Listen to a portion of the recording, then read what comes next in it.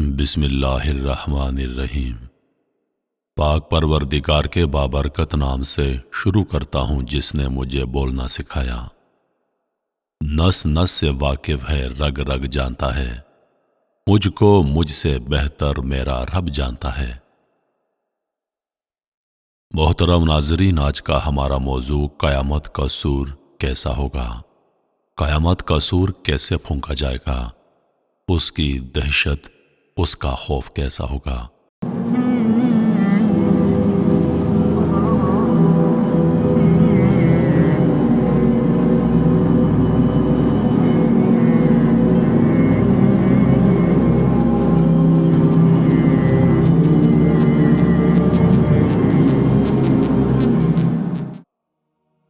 جب قرآن دلوں، زبانوں اور سینوں سے اٹھا لیا جائے گا، قیامت سے پہلے انتہائی آخری وقت میں جنوب کی طرف سے ایک نہایت فرحت افزا ہوا چلے گی، جس کے سبب ہر صاحب ایمان یعنی ہر مسلمان شخص کے بغل میں ایک درد اٹھے گا اور وہ اپنی فضیلت کے حساب سے مرنا شروع ہو جائیں گے۔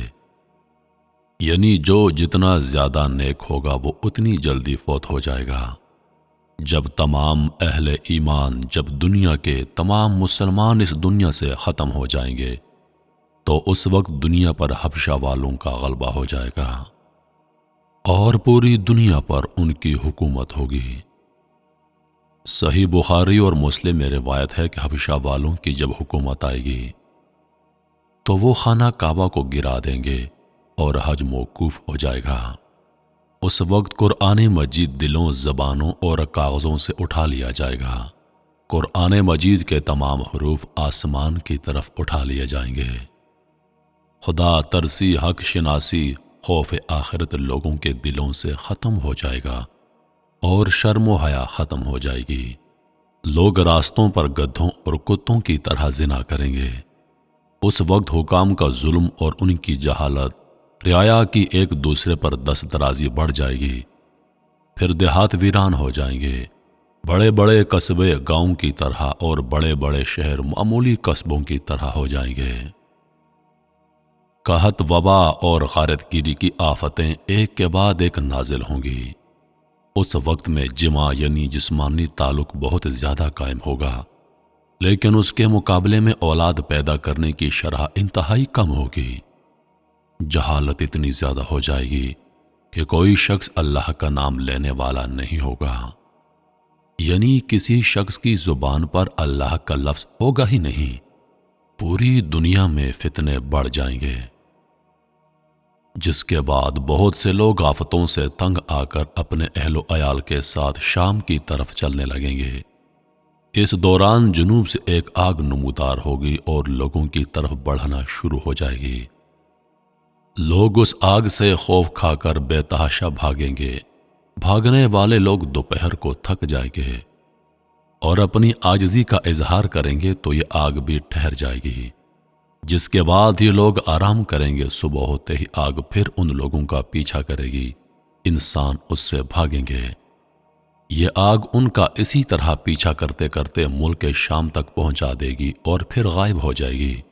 جب آگ غائب ہوگی تو بعض لوگ اپنے اپنے وطن کی طرف واپس لوٹ جائیں گے، لیکن بہت سے لوگ شام میں موجود رہیں گے۔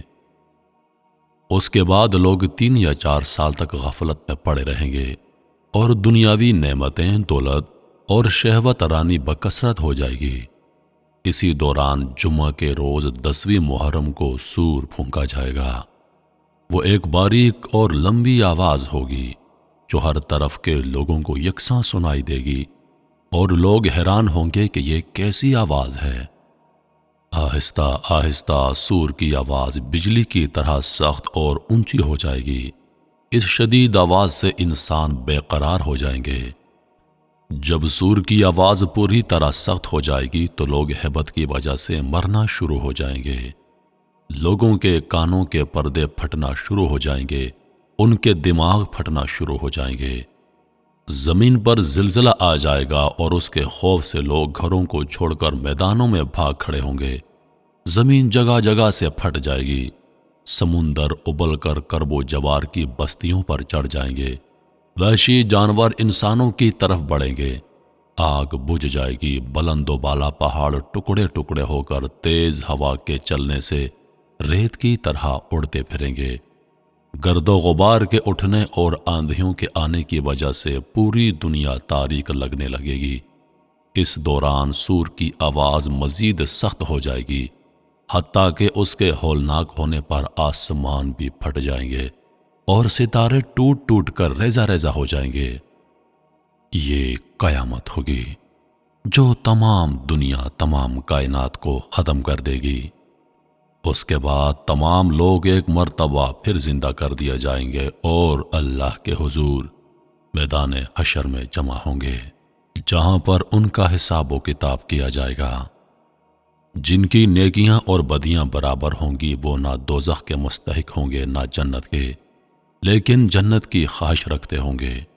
وہ شروع میں آراف میں رہیں گے اور آخرکار اللہ تعالیٰ کے فضل سے جنت میں جائیں گے۔ آراف بلند جگہ کو کہتے ہیں۔ جنت اور دوزخ کے درمیان ایک دیوار ہے جو جنت کی لذتوں کو دوزخ تک اور دوزخ کی تکلیفوں کو جنت تک پہنچنے سے روکتی ہے۔ اس دیوار کی بلندی پر جو مقام ہوگا اس کو اعراف کہتے ہیں۔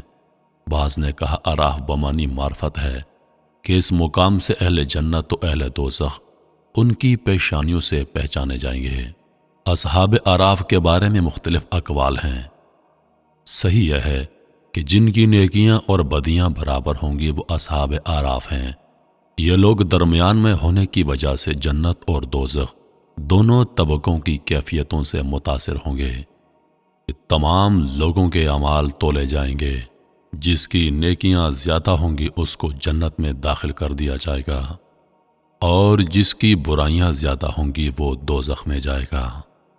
جس نے کسی کا حق مارا ہوگا اس کی نیکیاں اٹھا کر جس کا حق مارا تھا اس کے پلڑے میں رکھی جائیں گی۔ اللہ پاک فرماتا ہے کہ اس دن ذرہ برابر کسی کے ساتھ زیادتی نہیں ہوگی، ہر انسان اپنے اپنے اعمال کا پورا پورا حقدار ہوگا۔ جس نے دنیا میں جو اعمال کیے اسی کی سزا یا جزا پائے گا۔ اللہ پاک ہم سب کو سمجھنے اور نیک اعمال کرنے کی توفیق عطا فرمائے۔ انہی لفظوں کے ساتھ میں اجازت چاہوں گا، اس امید کے ساتھ کہ سانسنِ وفا کی تو اگلی بار ایک اور ویڈیو لے کر آپ کی خدمت میں حاضر ہوں گا۔ تب تک کے لیے خدا حافظ۔ اللہ پاک کا آپ سب کا حافظ و نگہبان۔ ہنستے رہیے اور ہمیشہ مسکراتے رہیے۔